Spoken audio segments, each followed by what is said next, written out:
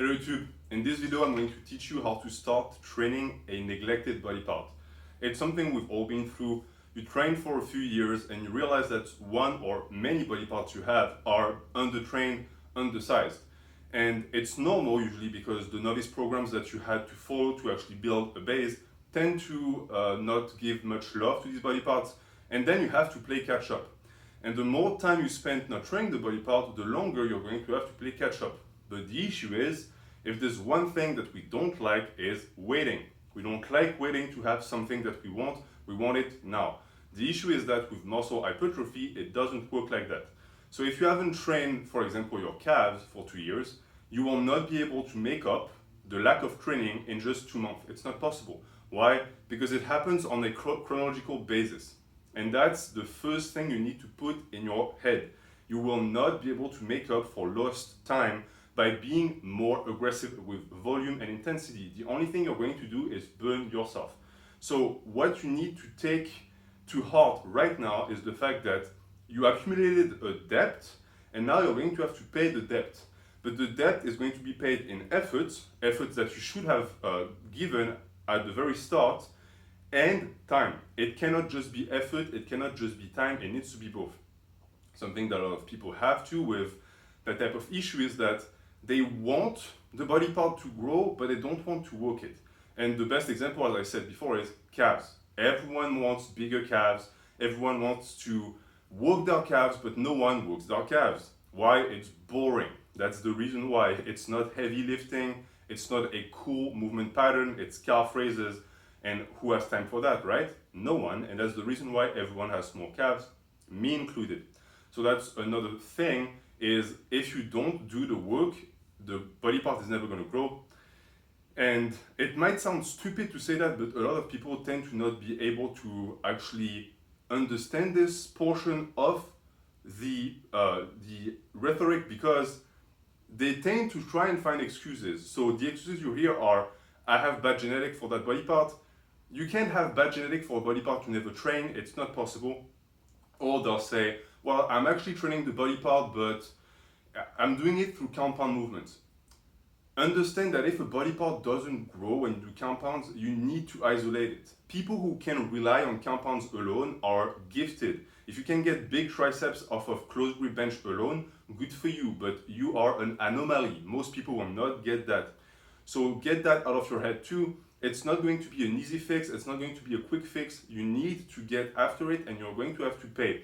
The concept of a tonnage debt is something I'm going to talk about more in the hypertrophy series because I'm going to teach you how to actually integrate that type of debt in your program so that you can pay it off in a way that is not going to take away from the rest of your training. Because the last thing you want to do, and that's something that a lot of people do, it's a big mistake, they take that body part that is neglected, they start training it way too hard, and on top of that, they start neglecting another body part, meaning that they replace a bad thing by a worse thing. And the reason why it's a bad thing too is you've neglected the body part for a long time. So it's weak and it's small. You will not be able to catch up quick, as I said. So the worst thing you can do is send a bunch of volume and intensity at the body part. It's not prepared for that. The only thing you're going to do is you're going to burn the body part into the red line so much that it's not going to recover and you're not going to have the frequency needed to build the muscle, or you're going to injure yourself. And a lot of people injure themselves because the body parts that are usually the most neglected are small muscle groups. Why? Because the big muscle groups tend to be hit when you do compounds, and most everyone does compounds. But things like calves, rear delts, traps, forearms, all of those things, yes, they get hit with the compounds, but they're small. So they're not going to be able to actually get the work they need if you only work them when you do your heavy lift. They need that special attention. They need to be treated a little bit nicely. And I forgot about that light again. And so what you're going to have to do is you're going to have to integrate training that body part in your program in a way that is going to be slow and that is going to at first focus on frequency. Your goal is going to, before you start hammering it with volume, trying to integrate as many sets as possible of that body part within the week, within the training week. So you'll start with one. You'll do it just one, and I know you might be under training at that point, but it's okay. We're trying to get you used to it. And then you're going to multiply the frequency. So you might do 2 times a week, and then 3 times a week. And when you start reaching 3 times a week, that's when you can start playing with volume and sets. You're going to manipulate the amount of reps, the amount of sets. Because you might not want to start doing it 5 times a week. It might become a little bit too much because even though it's a small body part, it still needs time to recover. So every 2 days, for example, would be a good thing. And you're going to find too that what you're really doing when you're doing that is you're acclimating the muscle to the amount of volume and to the training environment. But more than that, you're acclimating the tendon. And the reason why is you neglected the body part, but you've also neglected the tendon. So if you haven't trained your calves, you also have never trained your Achilles tendons. And these are quite weak for people who've never done sports. If you tear an Achilles tendon, even with surgery, they don't recover well. You don't want that to happen. But if you jump into calves training super heavy, super intense right off the bat with weak calves and weak Achilles tendons, it could happen.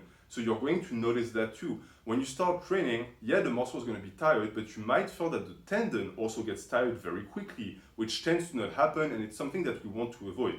For example, if you train your chest and you have to stop the workout because the tendons of your pectorals hurt, there's a big issue here. It should never happen. The muscle should give up way before the tendon. That's bodybuilding. If possible, you shouldn't even feel the tendon at all.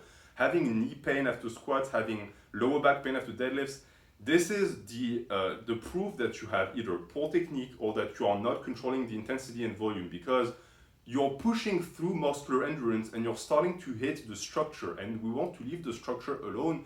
The structure will do its work, it will get recruited, but it will get stronger by itself. You don't need to focus on it. And overuse injuries are basically this. It's people who don't realize it, but they're training their tendons more than they're training their muscles. So it's a problematic that you have to keep in mind.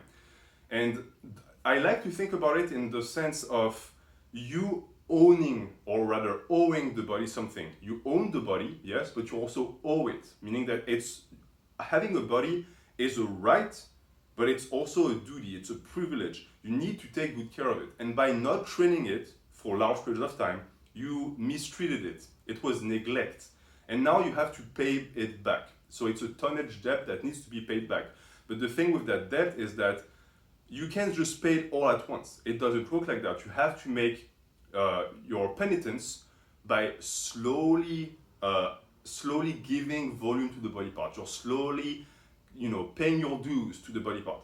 And eventually it will grow. Will it catch up? The answer is no. Most likely it will never catch up. Why?